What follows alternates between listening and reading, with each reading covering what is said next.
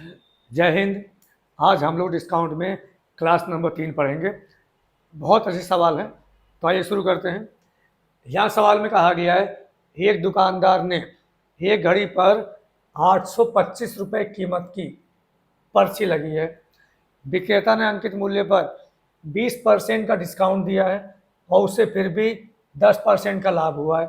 तो हमारा क्रय मूल्य कितना है, हमारा कॉस्ट प्राइस कितना है दोस्तों। अब यहाँ पे हम देखेंगे।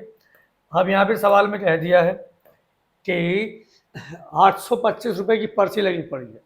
अब यहाँ पे एक बात आप यहाँ समझना है, अगर किसी वस्तु पर 500 रुपये लिखा हुआ है तो ये इसका दोस्तों मार्क प्राइस है या ये इसका अंकित मूल्य है। अगर वस्तु 400 में अगर बेच दी जाए, ये इसका सेलिंग प्राइस हो गया। हो सकता है ये वस्तु 350 रुपये में दुकानदार ने खरीदी है, ये इसका कॉस्ट प्राइस हो गया। अब यहाँ पे ध्यान देने की बात एक ये है कि एमआरपी यानी कि अंकित मूल्य पे डिस्काउंट मिलेगा।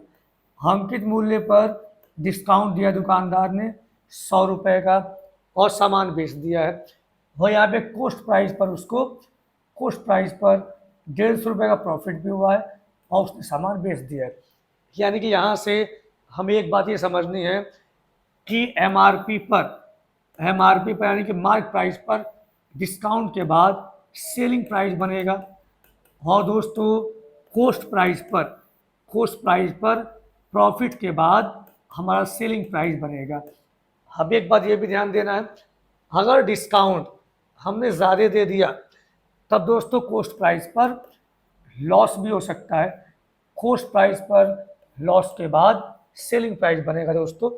तो एक बात ध्यान देना हमें कि मार्क प्राइस पर हमने डिस्काउंट दे दिया है और डिस्काउंट के बाद सेलिंग प्राइस बन गया है, और सीपी पर प्रॉफिट या लॉस के बाद सेलिंग प्राइस बनता है।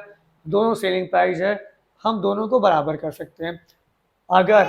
अगर मार्क प्राइस पर D% डिस्काउंट दिया गया है तो सेलिंग प्राइस कितना बनेगा, 100 माइनस D और बटे में 100। और यदि P% का हमें प्रॉफिट हुआ है तो सेलिंग प्राइस कितना बनेगा, कॉस्ट प्राइस का 100 प्लस P और बटे में 100। दोस्तों ये भी सेलिंग प्राइस है, ये भी सेलिंग प्राइस है, हमने दोनों को बराबर किया। तो ये बात हमें ध्यान रखना है कि मार्क प्राइस पर डिस्काउंट के बाद सेलिंग प्राइस बनता है और कॉस्ट प्राइस पर प्रॉफिट या लॉस के बाद सेलिंग प्राइस बनता है। यानी कि अगर मार्क प्राइस पर हमने डिस्काउंट दिया 100 माइनस D बटे में 100 बराबर, और कॉस्ट प्राइस पर प्रॉफिट हुआ है 100 प्लस P बटे 100, दोनों वैल्यू सेलिंग प्राइस बन गई, दोनों को हमने बराबर किया। तो इसी पे एक प्रश्न हमारा आधारित है। तो आइए प्रश्न को देखते हैं।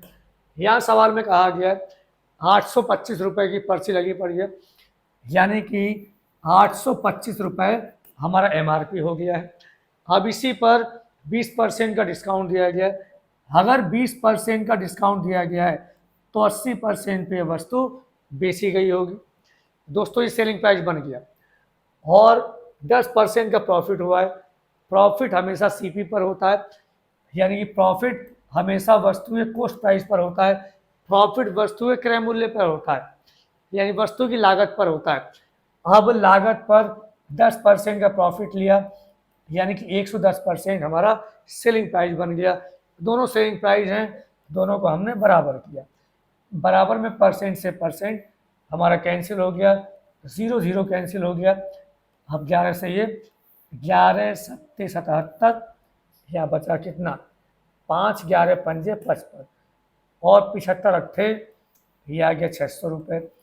यानी कि वस्तु का कॉस्ट प्राइस हमारा यहाँ पे 600 आ गया। यानी कि कॉस्ट प्राइस कितना है, 600। दोस्तों ऑप्शन नंबर डी बनेगा आंसर, यहाँ पे 600 होना चाहिए।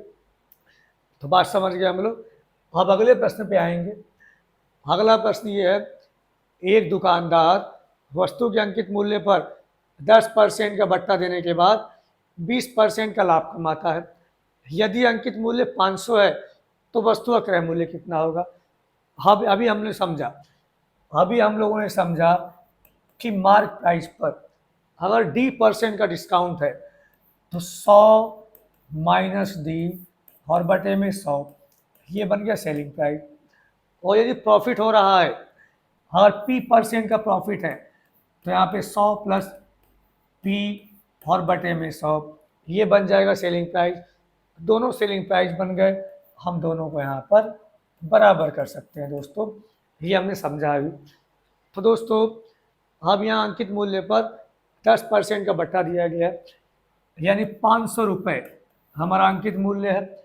अगर 10% बट्टा दिया गया है तब 90% पे इसको बेचा गया होगा, ये आ गया सेलिंग प्राइस।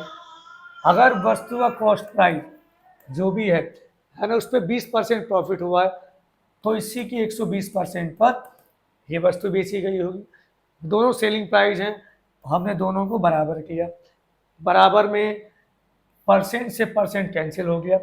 अब यहाँ 30 या 90, 30 चौक 120 और 4 से कटेगा ये 125 बार, तो आगे 203 पंजे 15, ये आ गया 375, यानी वस्तु का कॉस्ट प्राइस 375 रुपये है। ऑप्शन नंबर 20 का आंसर बनेगा। अब आते हैं अगले प्रश्न पे।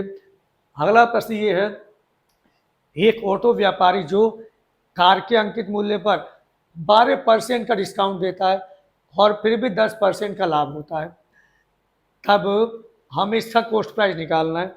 यहाँ पे सूची मूल्य यानी कि मार्क प्राइस दिया हुआ है।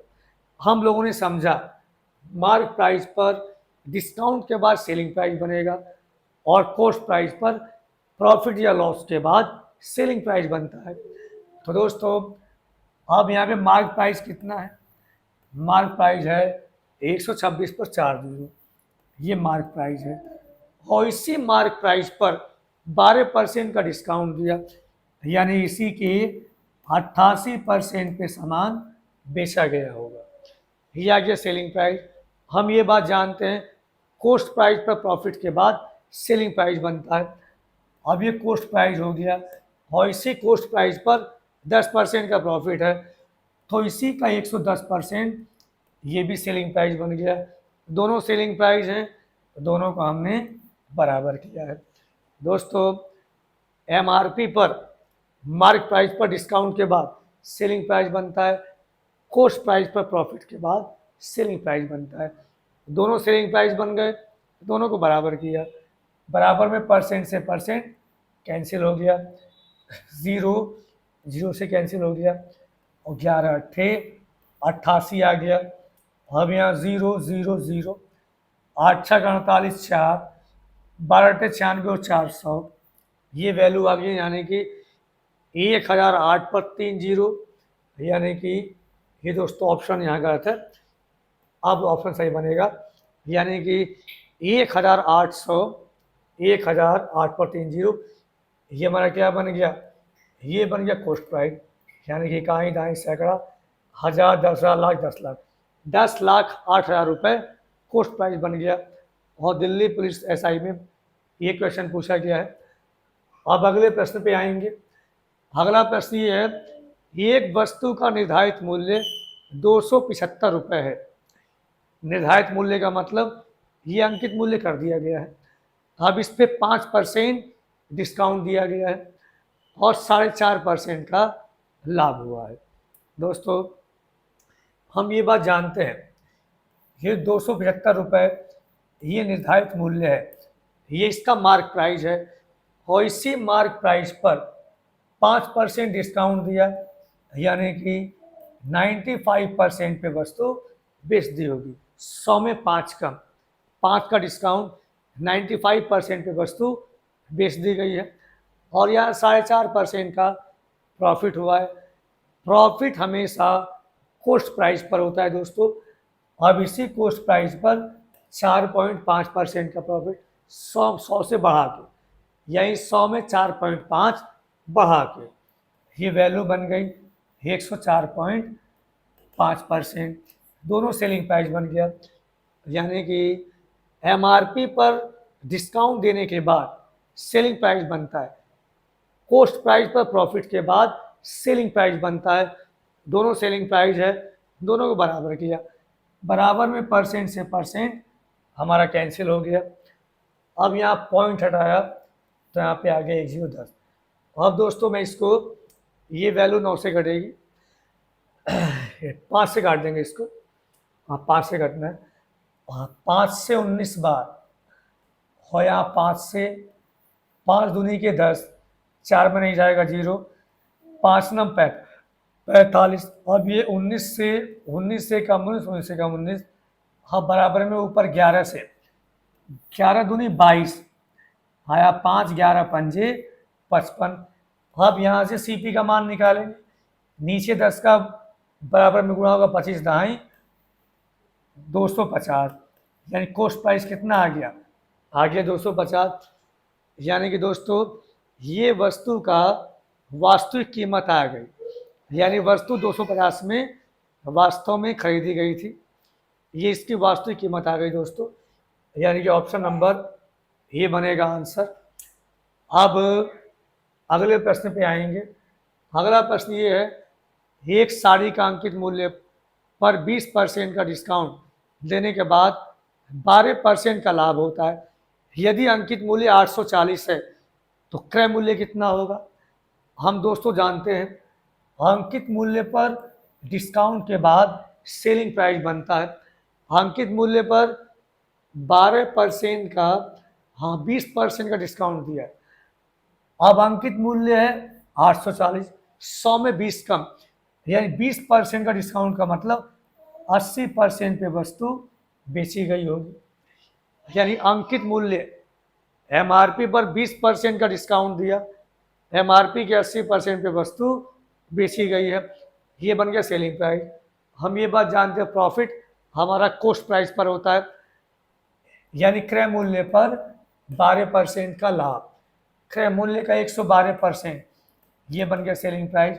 दोनों सेलिंग प्राइस बन गए, दोनों को हमने बराबर किया, बराबर में परसेंट से परसेंट कैंसिल हो गया। यहाँ 16 पंजे 80 और 16 सत्ते 112 और 7 से ये 120 बार, 12 पंजे 60, 600 रुपये इस वस्तु का क्या आ गया? कॉस्ट प्राइस आ गया। यानी वस्तु का क्रय मूल्य 600 रुपये, ऑप्शन नंबर डी। अब अगले सवाल पे आएंगे। अगला सवाल ये है, 850 रुपये लागत वाली वस्तु पर 5% और 10% के छूट दी जाती है, तब इसकी वर्तमान कीमत क्या होगी? दोस्तों ये बात हम जानते हैं। अब 850 रुपये वस्तु है, अब इसी पर हमने दो डिस्काउंट दे दिया, एक डिस्काउंट 5 का दिया तो 95% वैल्यू बना, और एक और डिस्काउंट हमने 10 का दिया, ये 90% बन गया। अब यहाँ से 0 खत्म, ये 0 ये खत्म। अब यहाँ से दोस्तों अब ये 5 से कट गया 17 बार और यहाँ 5 से 20 बार कट गया। अब ये 5 से यहाँ पे 4 बार और ये 5 से दोस्तों 19 बार कट गया है। अब यहाँ पर हम इन सब की गुणा करके हम 4 से भाग दे देंगे, आ जाएगा आंसर। अब इसी में हम ऐसे भी कर सकते हैं, अब ये 5% और ये 10%, 2 बट्टे दिए गए हैं। अब इन्हीं दो बट्टों के बजाय हम एक सिंगल डिस्काउंट यानी कि सिंगल बट्टा हम निकाल लेते हैं। अब सिंगल बट्टा का मैंने फार्मूला बताया था, a + b - ab बटे 100 कर लेंगे। अब यहाँ 10 और 5 15 आ गया और माइनस 10 पंजे 50 और बटे में 100, यानी 0.5 आ गया, ये आ गया 14.5%। हम एक साथ 14.5% का हम डिस्काउंट यहाँ पर दे सकते हैं, यानी कि 850 में अगर हम सीधे 14.5% का हम डिस्काउंट दें, यानी 100 में 15 कम 85, यहाँ 14 साढ़े 14, यानी 85.5% पे वस्तु बेची गई होगी। हम इसको ऐसे भी कर सकते हैं दोस्तों, यानी कि सीधे हमने एक साथ सिंगल बट्टा निकाल लिया और सीधे हम सिंगल बट्टा निकाल के हम यहाँ पे आंसर निकाल सकते हैं। यानी कि 14.5% का सिंगल बट्टा मिला, 100 में 14.5 कम, यानी कि 85.5% पर ये वस्तु बेच दी गई होगी। तो यहाँ से इसकी कीमत हम ऐसे भी निकाल सकते हैं, आगे गुणा भाग आप लोग खुद कर लेंगे। अब अगले प्रश्न पे आते हैं। अगला प्रश्न ये है, एक व्यापारी ने अंकित मूल्य पर 10% का बट्टा देकर यहाँ 25% लाभ कमाता है।